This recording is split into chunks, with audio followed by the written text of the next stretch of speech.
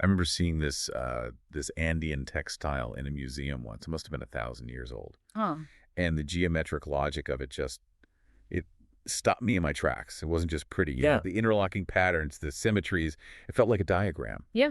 And it just made me wonder, what if this wasn't just a craft? What if ancient weaving was, I don't know, one of the world's first forms of computation? That's it. That's the exact realization at the heart of this deep dive. We're shifting the frame. We're looking at historical textiles like Andean weaving or Japanese ikat, not just as art, but as a really sophisticated embodiment of algorithmic thinking. The sources really treat the cloth itself as the physical result of a running program. Okay, so let's unpack that. Yeah. How closely does weaving really fit the definition of an algorithm? I mean, it sounds like a perfect fit, but It's incredibly tight. An algorithm is just a finite, structured procedure that turns an input into an output. In weaving, your input is the threads, the warp, and the weft, and how the loom is set up. The procedure is the set of rules you follow. Over 2, under 1, shift the pattern. That's your code. And the output. It's the finished textile, which is basically a physical record of the algorithm you just executed. and this is where it gets really interesting, right? Based on Metzler's research, we can actually judge them by their difficulty. Exactly, by their algorithmic complexity, which is, just the length of the shortest possible set of instructions you'd need to describe the pattern. A simple stripe pattern, very short instructions. But a figurative, multi-layered wari pattern that requires a massive, incredibly complex rule set. The weavers were intuitively mastering something profound. Let's get specific.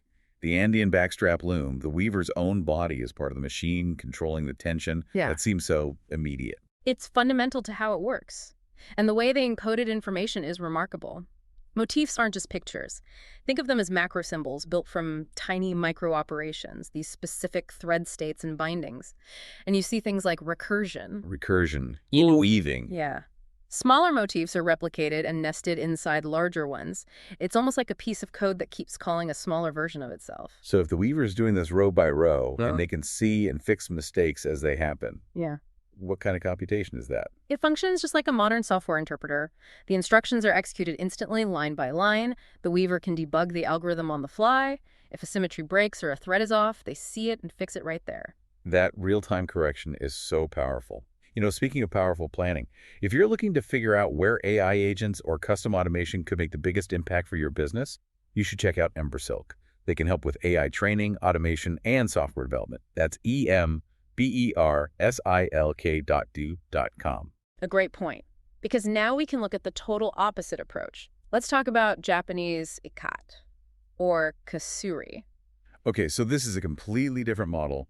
With ikat, the pattern isn't made during the weave, is it? Not at all. It's a resist-die process. The entire program, the whole design, is encoded onto the threads before they're even put on the loom.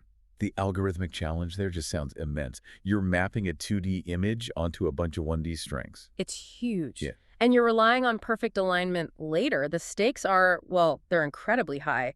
If the threads shift even slightly during the pre-dyeing, The whole pattern is ruined. it's gone. And the complexity really peaks with double ikat, where both the warp and the weft are pre-dyed. You're calculating 2 separate complex streams of information that have to intersect perfectly at thousands of points. Yeah. It's like trying to get 2 rockets to meet at an exact point in space. Wow. So if Andean weaving is the interpreter executing line by line, Then Japanese ikat is an offline compilation. The entire complex plan is computed and encoded onto the raw material first. Then, the physical act of weaving it compiles it. It executes the pre-written code. and what's wild is the continuity here.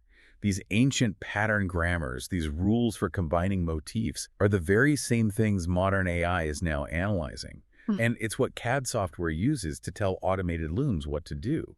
The core logic hasn't changed in thousands of years. It's a direct line, which tells you that the complexity in those ancient textiles, from places like Nazca or Wari, it wasn't just for decoration, it was symbolic encoding. These patterns represented cosmological ideas, social structures. So it's a reminder that these powerful ideas like logic and computation, they're not just electronic, they're fundamentally human. Exactly. Expressed first in thread and fiber. It shows us that abstract thinking, finding elegant structure, it's always been part of our toolkit. It's how we make sense of the universe. That's a really hopeful thought. Our ability to solve problems, to create this kind of structured beauty, it's just inherent to who we are. A wonderful way to see it. It connects us all. If you enjoyed this deep dive, Please subscribe to the show. Hey, leave us a 5-star review if you can. It really does help get the word out. Thanks for tuning in.